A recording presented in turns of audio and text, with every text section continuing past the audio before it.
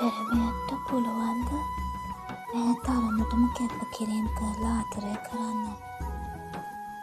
මට නම් හරියම පුදුමයි. ඒ තරම් ආදරයක් ඒ විදියට දුන්නේ කොහොමද? ඔව්, පෙරමි මේ තරම්ම ආදරය කරනවා කියලා මං ඉගෙන ගත්තේ, මං දැනගත්තේ ඔයාගෙන්. ඔව් සමිතයි, ඔයා තමයි එහෙම කිව්වේ. කවදාවත් නමක් දන්නේ නැති, කොහෙද ඉන්නේ කියලා දන්නේ නැති කාගේ කවුද? අඩුම එයා බැඳලාද නැත්ද කියලාවත් ඔයාට උමනාවන්නේ. ඔයා ඒවත් ඇක්කේ ඔබතුප විදියට.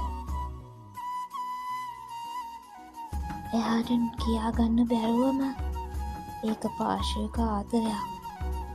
හිතේ තියාගෙන ඔයා ජීවිතෙන් සමුගත්තා.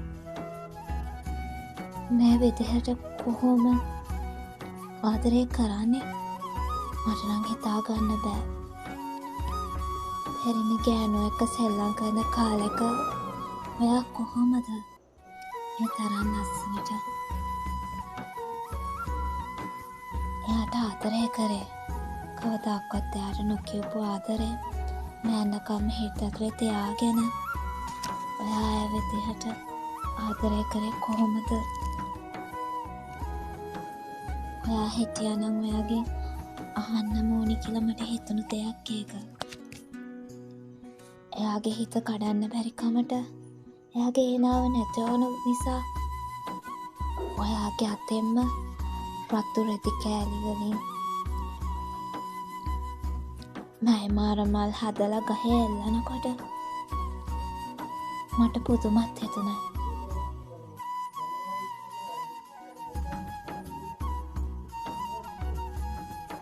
මාරම විදියට ආදරයක් එතන තියෙනවා කියලා මට දැනුණා.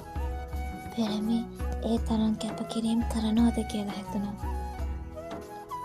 මම මෙච්චර දවස් ඔය විදියට කැපකිරීම් කරන ගෑනු ගැන දැනන් හිටියට කැපකිරීම් කරන පෙරමි ගැන පොඩ්ඩක්වත් හිතුවේ නෑ.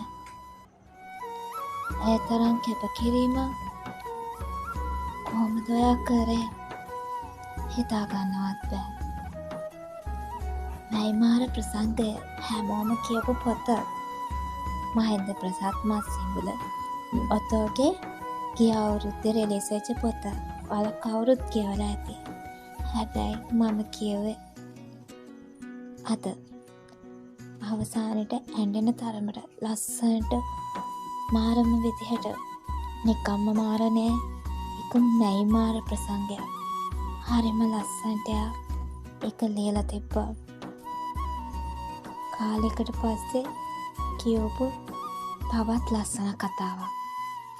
කියවලා නැති අය ඉන්නවනම් අරගෙන කියවන්න.